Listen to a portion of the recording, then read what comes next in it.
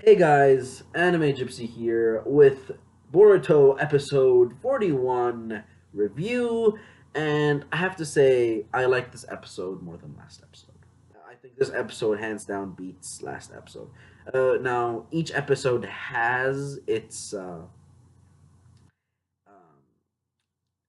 its perks, and last episode was its perks was more world building in Naruto, and when basically talking about the economics of small villages, during this period of strife, all that stuff. So kind of world building, kind of world building and world developing. You get a deeper understanding of these things, so that's nice. But in this episode, the main star wasn't world building; it was unpredictability, and it was there was an important bit on world building uh, in Boruto and development in general. And characterization is also a huge part. So there are different pluses, and overall, the episode was better. The animation was better. The action scenes were just pretty good, I'd have to say. So yeah, this episode definitely takes the cake. Now, where I start is with unpredictability, and let's start with this.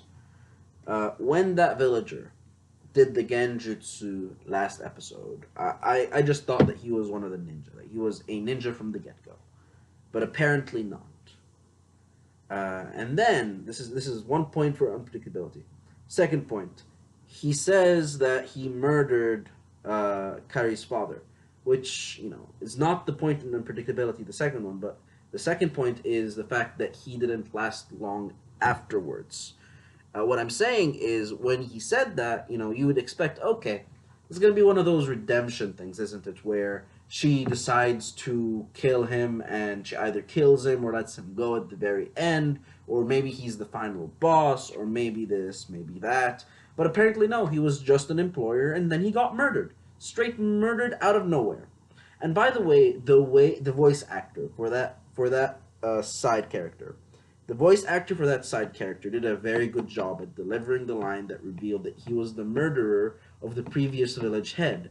It came out of nowhere. Now, it was predictable, but the way that actor, personified this character and delivered that line, it seemed like it came out of nowhere, just so calmly. He was talking to someone as if he was ordering fries. Like, would you like ketchup on your fries? I mean, just like that. Now, another point of unpredictability is the fact that Boruto didn't do some dumb stuff this episode. And the reason I'm saying this is because in the past two episodes, everyone's been telling Boruto, hey Boruto, don't screw up. Hey Boruto, don't screw up. Hey Boruto, don't screw up. And obviously, a viewer would expect Boruto to screw up. But, this didn't happen. So that's a point for unpredictability. Another thing aside from unpredictability is characterization in this episode, and the person who gets the most characterization is, without a doubt, Konohamaru Sarutobi Konohamaru. And the reason I'm saying this is because, from an ability standpoint, his character develops. We find out that he was able to perform this Rasengan that incorporated elements of wind nature, but was not a Rasen Shuriken. And the reason I'm saying it incorporated elements of wind change of nature is because the ninja that he was fighting explicitly says he used wind style to destroy my clone. So this wasn't your run of the mill Rasengan, it was a Rasengan that had a little oomph with it. That oomph was wind style. So that was interesting to see a wind style Rasengan fusion. So that wasn't a Rasen Shuriken. So that's a point for Konohamaru Sarutobi in terms of character development from an ability standpoint. Now, from a persona standpoint, okay. But first, before I get there, I must say that scene was epic. That scene where the Rasengan destroyed that massive area, that scene was epic. That scene just that was sexy. Now, from a persona standpoint and characterization, the thing here with Konohamaru is that we find out that he's soft. and that's good and bad. The reason why it's bad is because that other shinobi was, one kunai movement away from, stabby stabby, Konohamaru's dead. That's all it would have taken because he was just right there in front of him. That's why it's bad.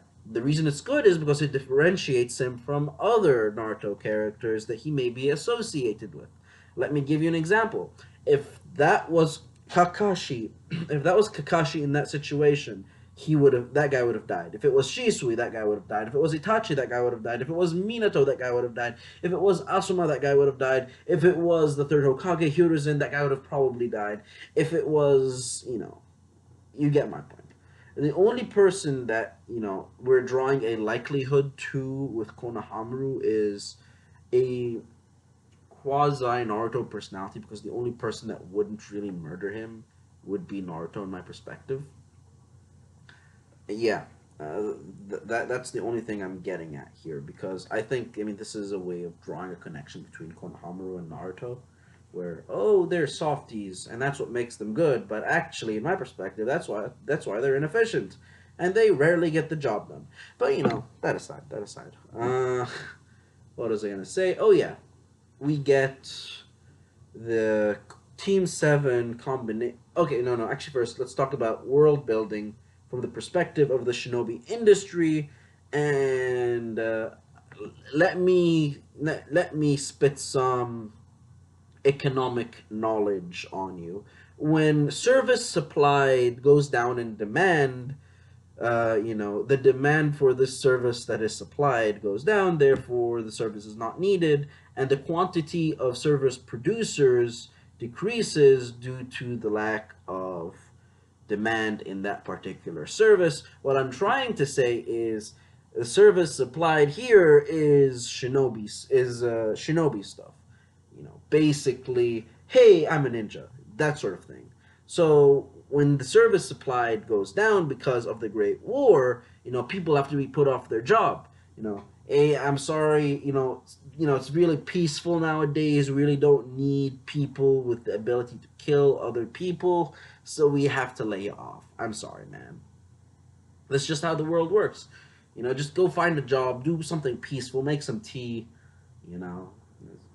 So, we find out that this decrease in the demand in ninjutsu created a overall bigger issue that, created tension, which oddly enough would increase the demand for shinobi, because said chaotic tension would actually, require the services of ninja to combat other ninja. So they're kind of doing a service to their disservice, which, it's kind of good from my perspective. I really like that little touch. Now let's move on to the Neo Team 7, Sarada, Boruto, and Mitsuki. And the interesting thing, and the one thing I'm going to say about this, the one thing I'm going to really talk about in this fight scene, which was awesome, is that Mitsuki says that Boruto, in terms of creativity, is a lot better than him, which, okay, sure. And we kind of get an understanding that each person has a function in that team. You see, Mitsuki is the person that could think critically, okay? That is number one. Boruto is the person that could think that is great when it comes to creativity. That's number two. Sarada is the individual that is capable of reading movement and is very good at picking up jutsu because, Sharingan. So that's three. And they kind of use that to their advantage in this fight, where Boruto comes up with this jutsu, Mitsuki comes up with the strategy, and Sarada, with her ability to read movement and,